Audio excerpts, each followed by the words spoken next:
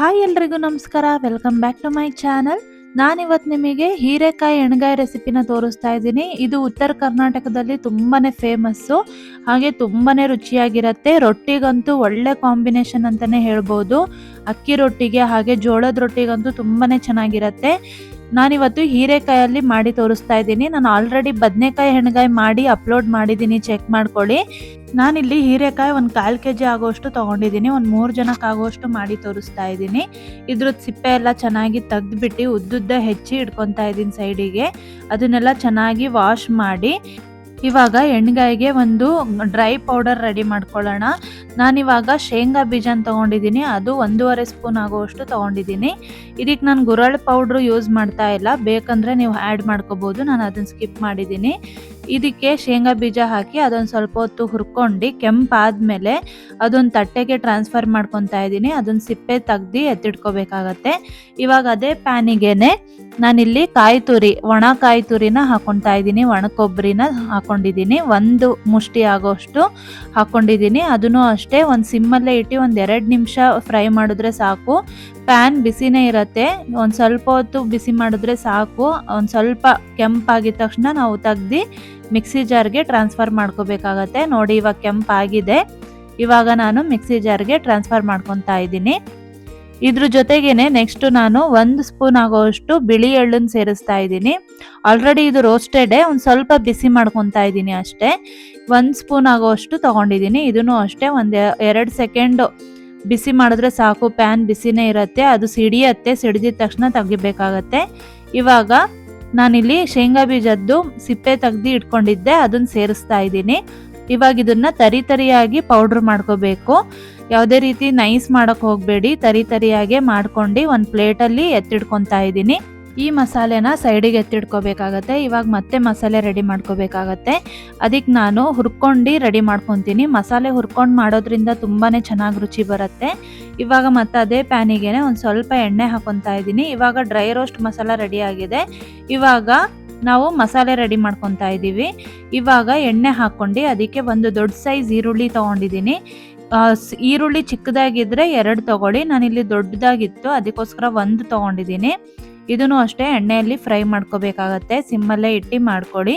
1 ಗೆಡ್ಡೆ ಬೆಳ್ಳುಳ್ಳಿ ಹಾಕೊತಾ ಇದ್ದೀನಿ, ಹಾಗೆ 1 ಇಂಚ್ ಆಗೋಷ್ಟು ಶುಂಠಿ ಹಾಕೊತಾ ಇದ್ದೀನಿ.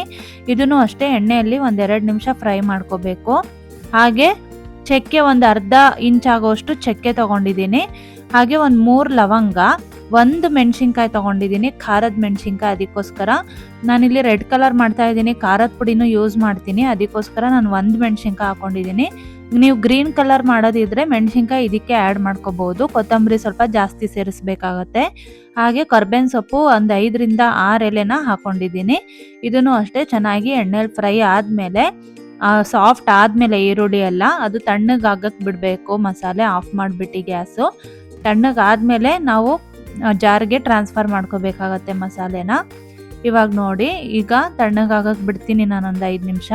ತಣ್ಣಗಾದ್ಮೇಲೆ ಇದಕ್ಕೆ ನಾನಿವಾಗ 1 ಹಿಡಿ ಆಗೋಷ್ಟು ಕೊಬ್ಬರಿ ಹಾಕೊತಾ ಇದ್ದೀನಿ. ಇದು ಆಪ್ಷನಲ್ಲು, ಬೇಕು ಅಂದರೆ ಹಾಕೋಬೋದು, ಇಲ್ಲ ಅಂದರೂ ಇಲ್ಲ. ಹಾಗೆ ರುಚಿಗೆ ತಕ್ಕಷ್ಟು ಉಪ್ಪು, ಹಾಗೆ ಖಾರದ ಪುಡಿ, ಅಚ್ಚ ಖಾರದ ಪುಡಿ ಸೇರಿಸ್ತಾ ಇದ್ದೀನಿ ಖಾರಕ್ಕೆ. ಹಾಗೆ ಅರಿಶಿನ ಪುಡಿ ಒಂದು 1/4 ಟೀ ಸ್ಪೂನ್ ಆಗೋಷ್ಟು, ಹಾಗೆ 1 ಟೀ ಸ್ಪೂನ್ ಆಗೋಷ್ಟು ಧನಿಯಾ ಪುಡಿ, ಹಾಗೆ ಗರಂ ಮಸಾಲ ನಾನಿಲ್ಲಿ MTRದು ಯೂಸ್ ಮಾಡ್ತಾ ಇದ್ದೀನಿ. ನೀವು ಯಾವ ಬ್ರ್ಯಾಂಡ್ ಬೇಕಾದರೂ ಯೂಸ್ ಮಾಡ್ಬೋದು. ನಾನೊಂದು 1/4 ಟೀ ಸ್ಪೂನ್ ಆಗೋಷ್ಟು ಗರಂ ಮಸಾಲ ಆ್ಯಡ್ ಮಾಡಿದ್ದೀನಿ. ಇದ್ರ ಜೊತೆಗೇನೆ ಹುಣಸೆ ಹಣ್ಣನ್ನು ಹಾಕೊಂಡಿದ್ದೀನಿ, ನಾನು ನೆನೆಸಿಟ್ಟಿದ್ದೆ, ಅದ್ರ ಜೊತೆಗೇನೆ ಸೇರಿಸಿದ್ದೀನಿ. ಒಂದು 1/4 ಭಾಗದಷ್ಟು ನಾನು ಟೊಮ್ಯಾಟೊ ಹಾಕ್ಕೊಂಡಿದ್ದೀನಿ, ಯಾಕಂದರೆ ನಾನು ಹುಡಿಗೆ ಹುಣಸೆ ಹಣ್ಣು ಹಾಕ್ಕೊಂಡಿದ್ದೀನಿ. ಹಾಗೆ ಒಂದು ಸ್ವಲ್ಪ ಬೆಲ್ಲ ಸೇರಿಸಿದ್ದೀನಿ, ಪುಡಿ ಬೆಲ್ಲ. ಹಾಗೆ ಕೊತ್ತಂಬರಿ ಸೊಪ್ಪನ್ನು ಕೂಡ ಹಾಕ್ಕೊತಾ ಇದ್ದೀನಿ. ಇದನ್ನು ನುಣ್ಣಗೆ ರುಬ್ಕೋಬೇಕಾಗತ್ತೆ. ನೋಡಿ ಇಲ್ಲಿ ರುಬ್ಕೊಂಡಿದ್ದೀನಿ, ಈ ಕಲರ್ ಬಂದಿದೆ. ಇವಾಗ ನಾವು ಡ್ರೈ ರೋಸ್ಟ್ ಮಾಡಿ ಪುಡಿ ಮಾಡಿದ್ವಲ್ವ ಶೇಂಗಾ ಬೀಜ ಹಾಗೆ ಒಣ ಕೊಬ್ಬರಿ ಎಳ್ಳಿಂದು ನಾನು ಪುಡಿ ಮಾಡಿದ್ನಲ್ವ, ಅದನ್ನು ಮತ್ತು ಈ ಮಸಾಲೆನೂ ಮಿಕ್ಸ್ ಮಾಡ್ಕೋಬೇಕಾಗತ್ತೆ. ಈ 2 ಮಸಾಲೆನೂ ಚೆನ್ನಾಗಿ ಮಿಕ್ಸ್ ಮಾಡ್ಕೋಬೇಕು. ಉಪ್ಪೆಲ್ಲ ಕರೆಕ್ಟಾಗಿದೆಯಾ ಚೆಕ್ ಮಾಡ್ಕೊಳ್ಳಿ. ಚೆಕ್ ಮಾಡ್ಕೊಂಡು ನಾನಿಲ್ಲಿ ಹೀರೆಕಾಯಿ ಹೆಚ್ಚಿಟ್ಟಿದ್ನಲ್ವ ಅದನ್ನ 4 ಭಾಗವಾಗಿ ಹೆಚ್ಕೋಬೇಕಾಗತ್ತೆ. ನೀವು ಬದನೆಕಾಯಿ ಎಣ್ಗಾಯಿ ಮಾಡಬೇಕಾದ್ರೆ ಹೇಗೆ 4 ಭಾಗ ಆಗಿ ಕಟ್ ಮಾಡ್ಕೊತೀರೋ ಅದೇ ರೀತಿನೇ ಹೀರೆಕಾಯಲ್ಲೂ ಕಟ್ ಮಾಡ್ಕೋಬೇಕಾಗತ್ತೆ. ನೋಡಿ ಇಲ್ಲಿ ನಾನು ತೋರಿಸ್ತಾ ಇದ್ದೀನಿ ಇವಾಗ ಕಟ್ ಮಾಡ್ಕೊತಾ ಇರೋದು. 4 ಭಾಗ ಕಟ್ ಮಾಡಿ ಅದರೊಳಗೆ ನಾವು ಮಸಾಲೆ ತುಂಬ್ಕೋಬೇಕಾಗತ್ತೆ. ಆದಷ್ಟು ಜಾಸ್ತಿ ಮಸಾಲೆನೇ ತುಂಬಿ ಚೆನ್ನಾಗಿರುತ್ತೆ. ಇವಾಗ ನೋಡಿ ನಾನು ಈ ಮಸಾಲೆನ ತುಂಬ್ತಾ ಇದ್ದೀನಿ. ಒಳಗೆ ತನಕನೂ ಹೋಗೋ ಥರನೇ ತುಂಬ್ಕೋಬೇಕಾಗತ್ತೆ. ನಾನಿವಾಗ ಎಲ್ಲದೂ ರೆಡಿ ಮಾಡಿ ಇಟ್ಕೊಂಡಿದ್ದೀನಿ. ಇದನ್ನು ಇವಾಗ ನಾವು ಎಣ್ಣೆಗೆ ಹಾಕ್ಬಿಟ್ಟು ಫ್ರೈ ಮಾಡ್ಕೋಬೇಕಾಗತ್ತೆ ಒಂದು ಸ್ವಲ್ಪ ಹೊತ್ತು. ನೋಡಿ ಇವಾಗ ರೆಡಿ ಆಗಿದೆ. ನಮ್ಮ ಚಾನಲ್ ಫಸ್ಟ್ ಟೈಮ್ ನೋಡ್ತಾ ಇದ್ದರೆ ದಯವಿಟ್ಟು ಸಬ್ಸ್ಕ್ರೈಬ್ ಮಾಡ್ಕೊಳ್ಳಿ. ನಾನಿವಾಗ ಒಂದು ಪ್ಯಾನಿಗೆ ಎಣ್ಣೆ ಹಾಕ್ಕೊಂಡಿದ್ದೀನಿ. ಎಣ್ಣೆ ಸ್ವಲ್ಪ ಜಾಸ್ತಿನೇ ಬೇಕಾಗುತ್ತೆ. ಎಣ್ಣೆ ಹಾಕ್ಕೊಂಡು ಅದಕ್ಕೆ ಎಣ್ಣೆ ಬಿಸಿ ಆದಮೇಲೆ ಸಾಸಿವೆ ಹಾಕ್ಕೊಂಡು ಸಾಸಿವೆ ಎಲ್ಲ ಚೆನ್ನಾಗಿ ಸಿಡಿಬೇಕು. ಹಾಗೆ ಅದ್ರ ಜೊತೆಗೆ ಕರ್ಬೇವಿನ ಸೊಪ್ಪನ್ನು ಕೂಡ ಸೇರಿಸ್ತಾ ಇದ್ದೀನಿ.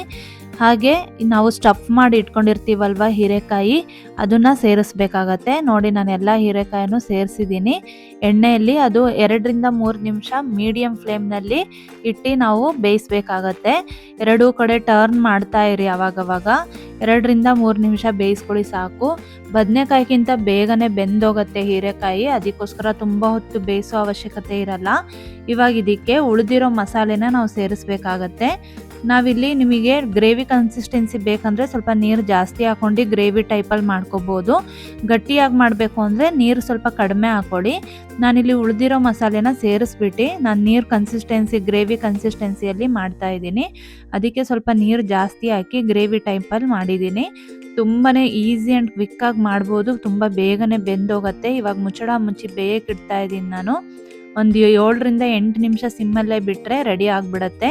ಬದನೆಕಾಯಿಗಿಂತನೂ ಬೇಗ ಬೇಯುತ್ತೆ ಈ ಹೀರೆಕಾಯಿ.